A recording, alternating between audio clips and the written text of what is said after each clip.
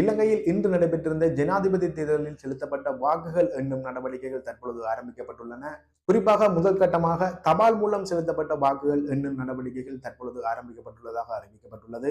இம்முறை அமைதியான முறையில் நடைபெற்றிருந்த இந்த ஜனாதிபதி தேர்தலில் யாழ்ப்பாண மாவட்டத்தை பொறுத்தமட்டில், அதாவது யாழ்ப்பாண தேர்தல் மாவட்டத்தை பொறுத்தமட்டில் 66.98 வீதமான வாக்குகள் செலுத்தப்பட்டுள்ளதாக யாழ் மாவட்ட தெரிவத்தாட்சி அலுவலகர் சற்று முன்னர் ஊடகங்களுக்கு தெரிவித்துள்ளார்.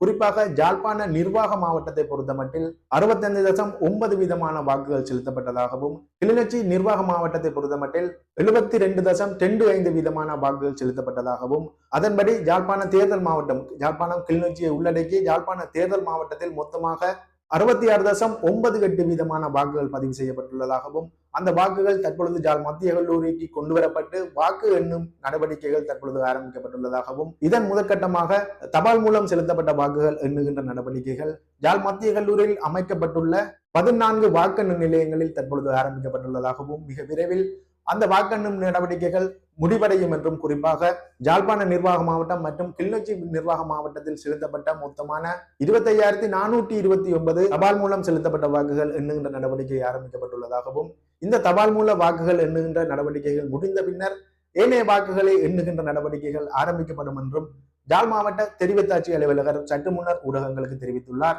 மேலும் யாழ்ப்பாணத்தை பொறுத்தமட்டில் அமைதியான முறையில் இந்த ஜனாதிபதி தேர்தல் நடைபெற்றுள்ளதாகவும், எந்த விதமான வன்முறை சம்பவங்களும் இந்த ஜனாதிபதி தேர்தலில் வாக்கு செலுத்துகின்ற போது நடைபெறவில்லை என்றும், இருப்பினும் 3 முறைப்பாடுகள் தமக்கு கிடைத்துள்ளதாகவும், அதாவது தேர்தல் விதிமுறைகள் மீறிய சம்பந்தமாக 3 முறைப்பாடுகள் தங்களுக்கு கிடைத்துள்ளதாகவும், அது சம்பந்தமான நடவடிக்கைகளும் எடுக்கப்பட்டுள்ளதாகவும் தெரிவத்தாட்சி அலுவலகர் தெரிவித்துள்ளார்.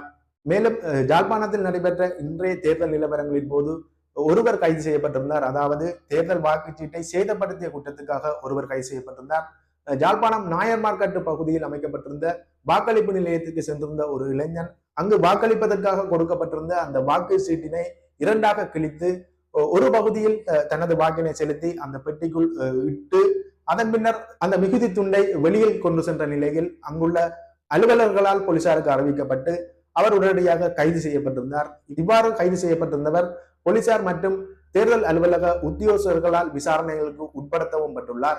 இவ்வாறான சம்பவங்கள் அடங்கலாகத்தான் வாக்களிப்பு நடவடிக்கைகள் இன்று யாழ்ப்பாணத்தில் நடைபெற்றிருந்தன.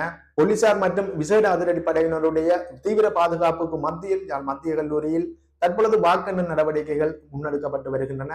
இந்த வாக்கெண்ணும் நடவடிக்கைகள் ஒவ்வொரு கட்டமாக முடிகின்ற போது, குறிப்பாக யாழ் மாவட்டத்தில் உள்ள ஒவ்வொரு தேர்தல் தொகுதிக்கான வாக்கெண்ணும் நடவடிக்கைகள் முடிந்த பின்னர் அதன் தொடர்பான அறிவிப்புகள் யாழ் மத்திய கல்லூரியில் விசேடமாக அமைக்கப்பட்டுள்ள தேர்தல் அலுவலகத்தில் இருந்து வெளியிடப்படும். அவ்வாறு வெளியிடப்படுகின்ற தேர்தல் முடிவுகள் சம்பந்தமான அறிவிப்புகளை இந்த தளத்தில் நீங்கள் தொடர்ந்து எதிர்பார்க்கலாம்.